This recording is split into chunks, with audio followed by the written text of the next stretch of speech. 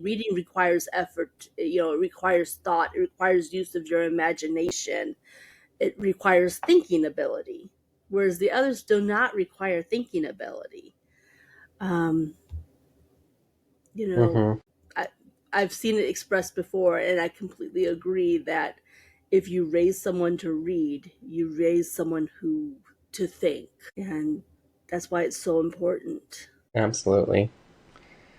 That's why we have a huge emphasis on books with our son. Even now, he's 7 months old, but um, unless he's really putting up a fight and is overtired, every night we read him. Yeah.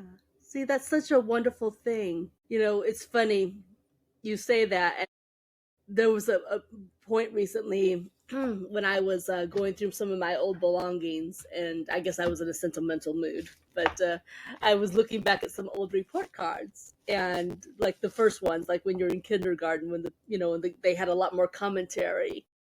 And one of the things I discovered, I didn't really know, but one of my best memories was that my dad would always read to myself and my two younger brothers.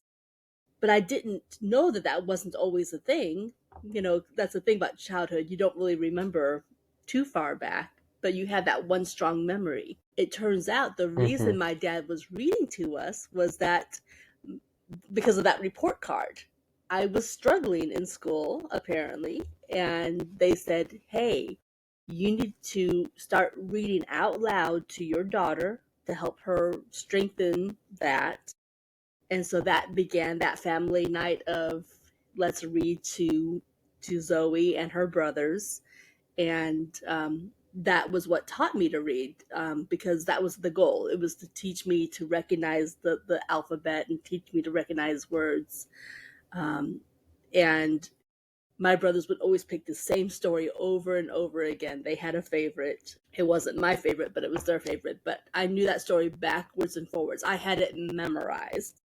And from that story, I learned to pick out the words and then read the stories I did like. The teacher's advice did work, and it created a very nice memory for me.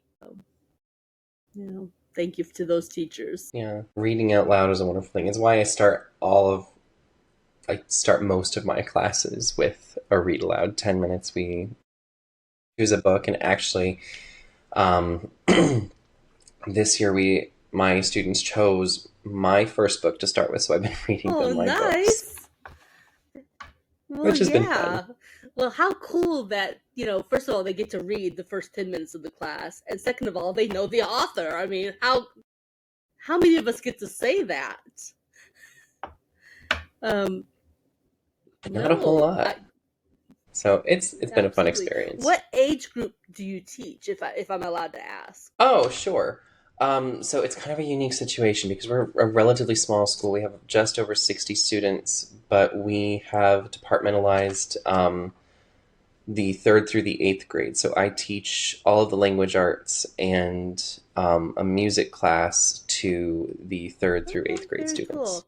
So that coincides with like some of my memories. Like I'll never forget the teacher in my fourth grade class who would read to us out loud this book series, back when the Hardy Boys and Nancy Drew mysteries were popular.